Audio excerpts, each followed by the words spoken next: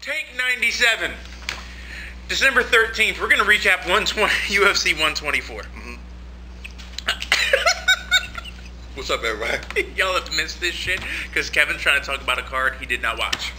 I didn't watch this shit, and it ended up being a really entertaining card. Yeah, I was texting him throughout the night, and you should see some of the responses I got. And I'm assuming he got real fucked up at the end because I got no response.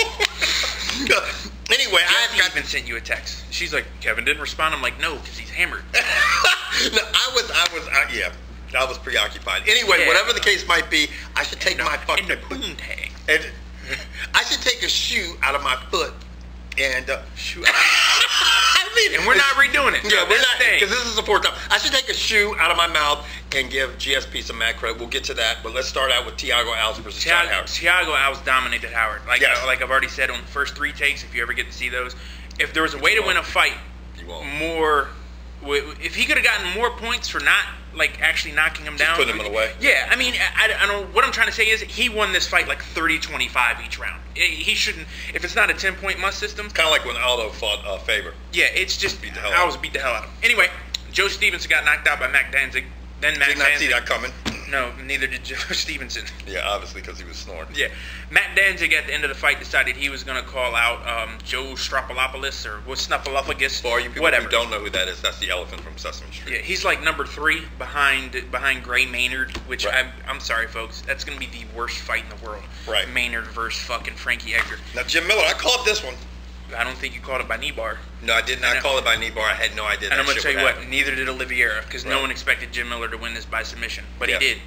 Now, this fighter, you've seen him fight a couple times. Yes, I have. And I want your opinion on Stefan Struve.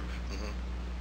He's 6'11". He's long. What do you think of his chances of continued success in the heavyweight in the UFC? The Lakers need him right now because they need a center.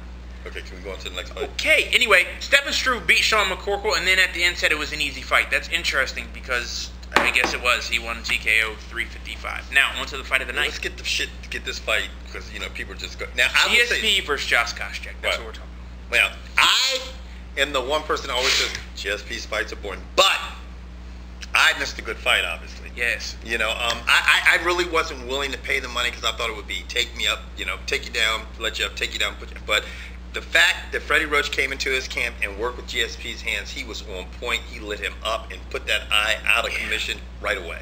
I for one am surprised at Josh Koscheck's heart. I didn't think that somebody with a broken orbital bone, and let me tell you, he must have broke that shit top, bottom, side, all around, because at the end of the first round, that thing puffed out and started to close.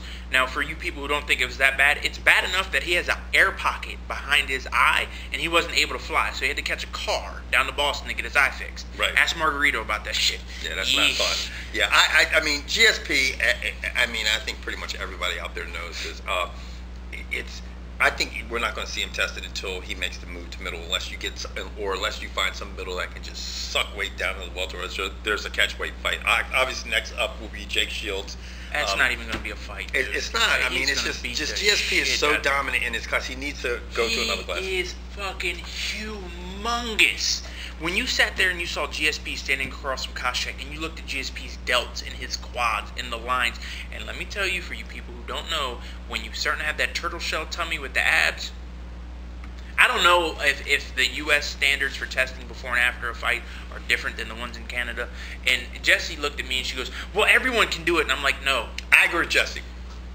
What? Everyone can. They just choose not to. Well, yeah, either everyone should or everyone shouldn't. Most of your fighters, I think a lot of your fighters out there are going to be hitting GH and stuff like this because they're not going to get caught. Right. I mean, and some people are going to have better programs than the other ones. But, I mean, I can't, as much as, I can't discredit GSP because there's a lot of other cats out there doing this. There's no one who works harder than him. Oh, yeah, I'm not taking that away from him. Yeah, he does work hard. But the MVP, besides his training camp, is his fucking chemist. Whoever he is, dude, I hope you're paying him.